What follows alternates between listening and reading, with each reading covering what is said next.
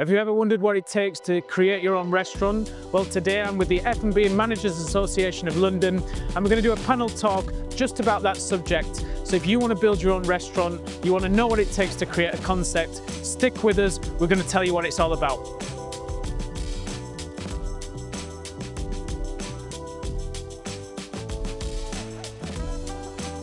First of all, it's about understanding what you want to get out of the spaces that you have in the hotel. So, whether that's something that's not being activated, whether it's something not working, whether it's something that needs a refresh, the more clear you can make a brief is the better result that you're going to get.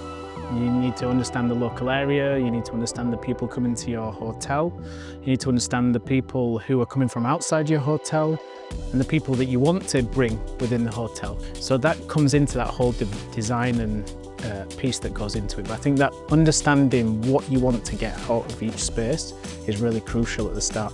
How do you make it bold? How do you make it bold? What, the vision?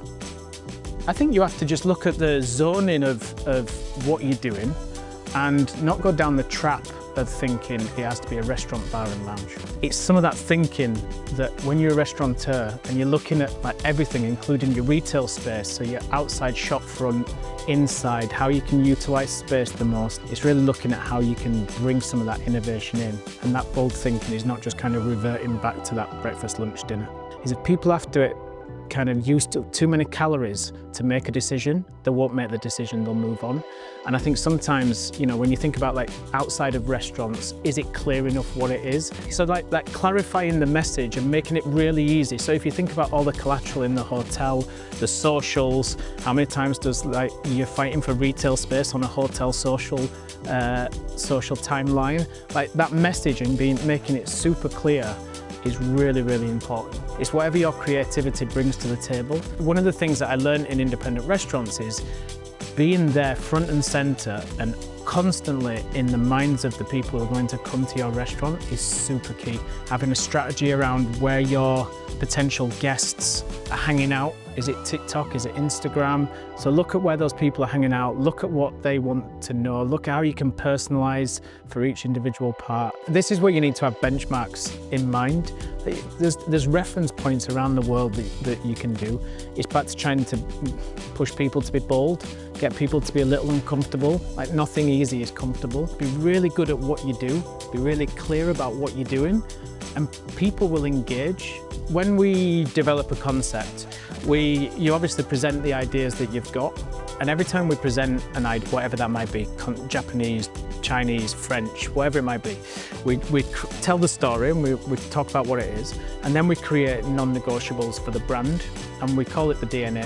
What you're then doing as well is you're giving the owner, the operator, real clear guidelines. So afterwards, if the chef brings a menu, you can look at that DNA and go, okay, is that dish using traditional methods? No, it's quite modern. Okay, it's not right for the menu. It keeps you on track. And I would go back to all your venues and create that for everything. Everyone's a critic. So you have to be confident, because otherwise, if you wobble, people will just shoot things down and you'll end up back to functional, amenity-driven concepts. It's around doing that research, understanding what it is, understanding the DNA behind it, what's going to make it tick, doing the numbers to make sure that it makes sense from that perspective, and then presenting it with confidence that it's the right thing. So I think that whole breadth of knowledge and experience of working with different projects, different environments, all brings an expertise that means when we put something forward, it's done with a foundation that is going to set it up for success. If I was going to be on one platform now, I'd be on YouTube. When you look at the stats are saying that Google and YouTube is being driven there by the younger generation, because it's all speak to talk. It could be one of your servers that's done an amazing job and someone just wants to go, the service here was mint, and it's a picture of the outside of the restaurant. It doesn't have to be anything focused.